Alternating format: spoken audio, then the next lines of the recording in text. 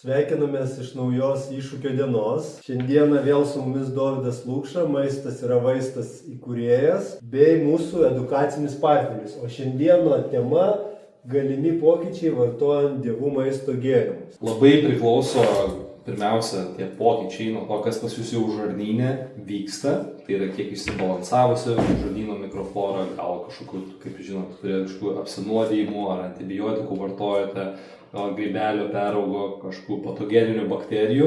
Tai tada tie pokyčiai iš pat pradžių dažniausiai būna toksai, kaip ten buvo įsakęs, karas toksai tarp mikrobiotos ir labai daug visokių tų pokyčių ir simptomų ir netgi būna žmonėms sunku atskirti, kas čia tiksliai vyksta. Kartais net pirmas kokias 2-3 savaitės gali pablogėti netgi tų būklę ir po to jau pradeda dažniausiai gerėti. Tai va, bet šiandien aš labiau taip norėjau paimti labiau taip moksliškai pagrįstus galimus pokyčius ištęstinai vartojant, va, tarkim, tokį funkcinį produktą kaip dievų maistas. Ir, aišku, kartu stengiantis laikytis tam tikrų sveikatos, mitybos, sąmoningumo įpročių, apie kuriuos irgi pakalbėsim vėliau. Tai pirmas iš jų, jeigu matot, tai yra sumažėjęs endotoksinų LPS, tai yra lipopolisacharidų kiekis. Tai čia yra tokios medžiagos, kurios taip pat gamina patogeninės bakterijos ir taip pat, jeigu išsiskiria kažkokie uždegiminiai procesai ir panašiai. Tai šitos medžiagos sukelia irgi didelį uždegimą kūne ir kai mes pradedame būtent tvarkyti, sakykim, gerinti, didinti gerąją mikroflorą, pradeda mažėti tų vidinių toksinų, arba tai endo, tai reiškia, yra vidiniai toksinai.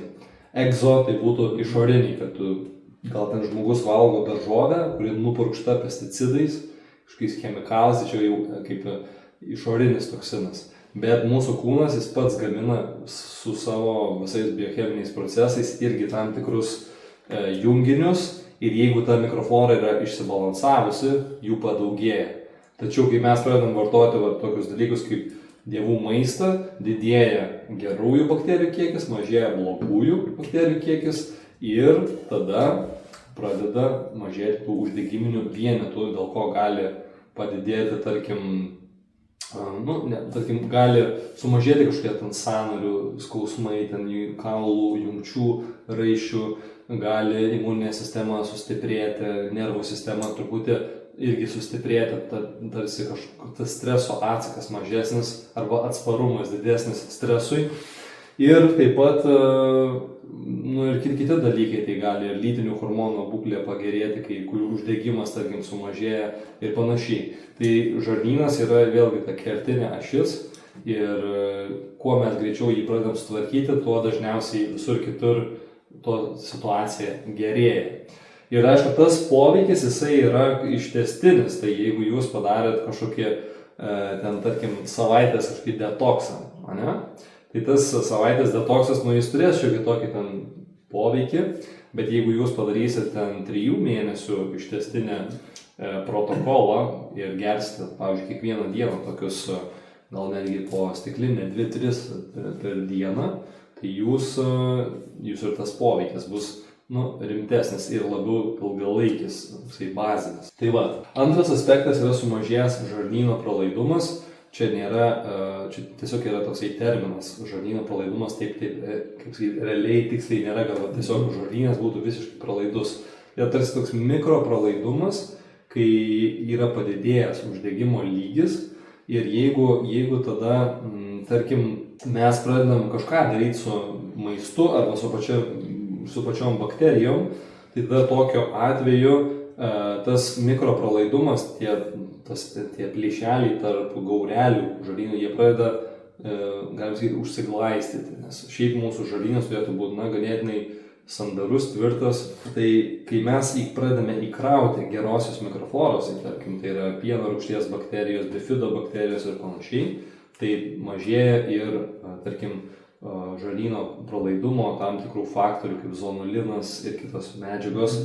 Tai reiškia yra labai gerai, nes pralaidus žarnynas tai yra daugelio, pavyzdžiui, autoimuninių ligų priežastis ir siejamas su apskritai kai kuriom chroniniam būklėm. Viena iš jų daugam galbūt žinoma, tai pavyzdžiui, skydliaukės autoimuninės ligos labai dažnai glaudžiai susijusios būna su žarnyno pralaidumu. Ir tada mes, keisdami savo mitybą, įtraukdami probiotikų, mes pageriname tą būklę. Tai va.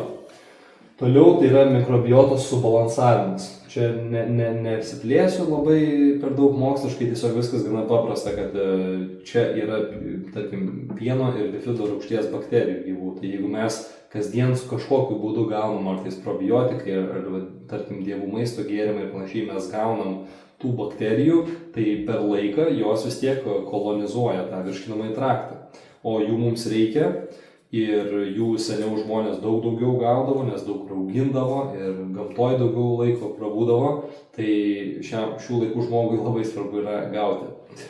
Va, tada yra pagerėjusi kognityvinė būklė, tai čia kalbu apie tiesiog mąstymą, tokį proto aštrumą, susikaupimą ir taip pat netgi tyrimai rodo, kai kurios rūšys bakterijų vadinamos psichobiotinėmis bakterijomis, nes jos tiesiog gerina tam tikrus kognityvinius parametrus. Tai aš dabar čia kitoj skaidrėje bus, bet vienas iš tų parametrų tai yra taip pat, kad sveikesnis žarnynas ir geresnė mikroflora padidina BDNF, tai yra smegenų neurotrofinio faktoriaus procentalų tą kiekį ir dėl to gaminasi naujos, jungtis ir tas neuroplastiškumas didesnis. Žmogus, galim sakyti, harmonizuojasi smegenį. Tai va, kitą skaidrę. Ir va, tai šitos psichobiotinės bakterijos vadinamos, pavyzdžiui, 3 yra bifidobakterijum longum, B2-lactobacillus, pieno rūgšties ranosus ir helveticus. Tarkim, šitos bakterijos jos yra turinčios labai jau moksliškai ištyrinėtą tą poveikį, kas liečia būtent smegenų veiklą. Ir čia, kaip mes kalbėjom apie žarnyno smegenų ašį, tai pasidaro labai svarbu, nes tai, kas vyksta žarnyne, tas dažniausiai paveikia ir kognityvinę veiklą. Tai va, kiti dalykai yra tokie, pavyzdžiui, kad tyrimais parodyta, jog žmonėms, kurie įtraukia probiotikų kažkokią tais formą į savo mitybą, tai sumažėja depresijos simptomai, sumažėja kažkokie tais emociniai, nerimo, panikos priepuoliai ir panašiai. Ir taip pat, kad pačios gerosios bakterijos, jos tarkim gamina ir B grupės vitaminus, kurie yra svarbus nervų sistemai. Ir taip pat, pavyzdžiui, GABA gamina serotoniną, kuris tas tokios kaip laimės hormonas.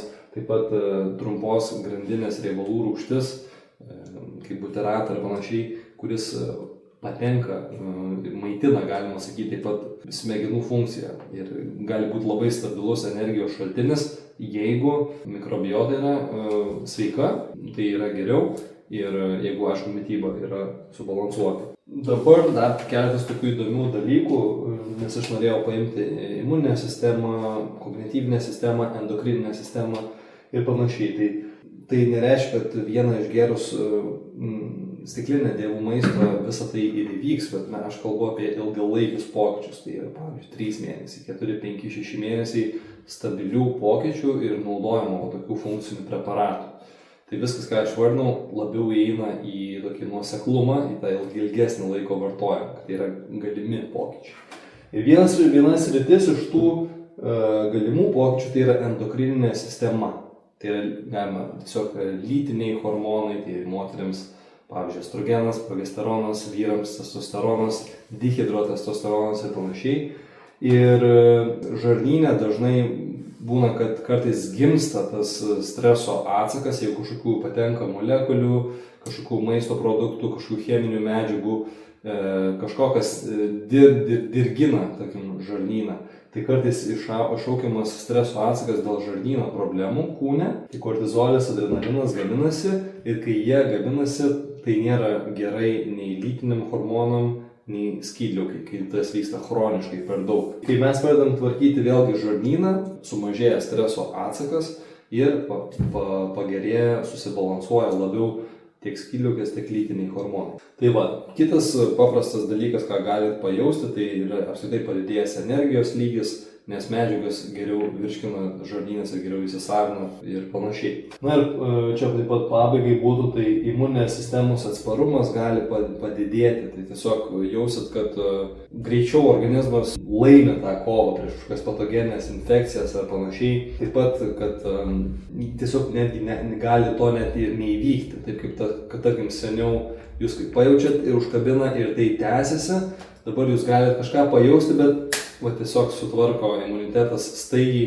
arba tiesiog tas atsparumas tiesiog padidėja, kad jūs tarsi kaip su kokiu skydu turite, nes žarnynas tai pagrindinė mūsų imuninės sistemos dalis, maždaug 70-80 imuniteto procentų yra žarnyne. Tai va, ir kiti tokie naudingi dalykai, ką galit pajausti, tai yra pagražėjusi, tarkim, oda, plaukų žvilgesys ir panašiai. Ir, aišku, miego kokybė taip pat, nes kai, galit netgi prisiminti, jeigu ten kažkas vakare, kai vaikystėje kažką tokios skanaus, lengvai virškinamo suvalgydavot vis ir taip gerai suvirškina ir tokį saldumą geria, žmogus eina. Bet jeigu nepavalgys, visiškai ten badauja arba kažką persivalgo ir išguli žmogus. Tai vat, pavyzdžiui, tas irgi yra labai pastebėtina ir netgi vaikai, kurie, tarkim, turi kažkokių netoleravimo alergijų, jie daug sunkiau miega, o vaikučiai, kurie viską virškina, kur žarnyno mikroflora geresnė pas juos pasėta, jie ir kaip meškiukai ir miega. Kitam įraše pereisim į ką daryti toliau, tai ką dabar po šito vartojimo, po šito iššūkio, ką daryti toliau. O dabar galite pakomentuoti, kokius jau dabar per šį vieną mėnesį iššūkio vartojimo, kaip jums sekėsi. Ką pajautėt iš tų, ką aš išvardinau, galbūt kažką pajautėt, kažką gal netgi labiau negu kitka. Kiekvienas organizmas skirtingai veikia, reaguoja ir skirtingų metų netgi skirtingi dalykai išryškėja. Tai lauksim komentaruose kažkokio atsako. Taip. Labai išsamei Dovydas šiandien viską papasakojo. Šito laidoj kaip ir nėra ką daugiau pridurti. Tai iki sekančių susitikimų, iki sekančios iššūkio dienos. Iki.